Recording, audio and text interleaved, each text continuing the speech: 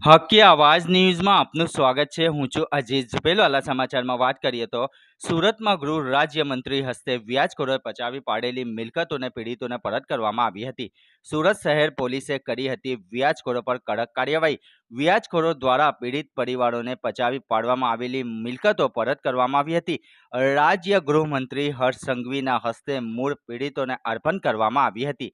વ્યાજખોરોના દૂષણ સામે રોક શહેર પોલીસનું અભિયાન 23 વ્યાજખોરનો ભોગ બનેલને તેમના નાના પરત આપવામાં આવ્યા હતા। શહેરના જુદા જુદા પોલીસ મથકોમાં નોંધાયેલ વ્યાજખોરની ફરિયાદ સામે પરિવારને છુટકારો આપવામાં આવ્યો હતો। રિપોર્ટ रोजे बरब।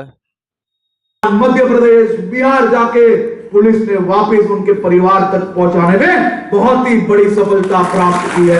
मैं सूरत पुलिस को भी मेरी खास सूचना है, एक भी पुलिस स्टेशन में इस प्रकार के केस आए तो किसी भी प्रकार की राह देखे बिना एक टीम लगा के इस प्रकार की આપણે સિનિયર ઓફિસર્સ લેવલથી એ ચાર્જશીટની તપાસણી કરતા હોઈએ છીએ અને એ તપાસણીમાં જે પોક્સોની આરોપી છે તેમાં એફએસએલની ટીમ હોય, શહેર પોલીસના સિનિયર અધિકારી હોય અને બધી જ ટીમ સાથે મળીને કામ કરવાના કારણે આ ઝડપથી ચાર્જશીટ થાય। ઝડપથી ચાર્જશીટ થવાની જોડે જોડે એ પીડિત પરિવારને ઝડપથી ન્યાય મળે એ દિશામાં આપણે લોકો કામ કરી રહ્યા છે।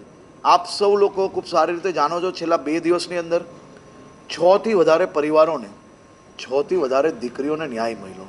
ગાંધીધામ, રાજકોટ, અમદાવાદ, સુરત આ અલગ અલગ પરિવારોને ન્યાય મળવાના કારણે આ પ્રકારના કિસ્સાઓમાં આ બલાત્કારીઓને એક પછી એક કડક સજા પડવાના કારણે આવનારા દિવસોમાં આ પ્રકારનું વિચારતા લોકોને દર કઈ રીતે આવી શકે તે પ્રકારની વ્યવસ્થા ન્યાયતંત્ર દ્વારા જે સહયોગ મળી રહ્યો છે તે બદલ ન્યાયતંત્રને બી ખૂબ ખૂબ આભાર।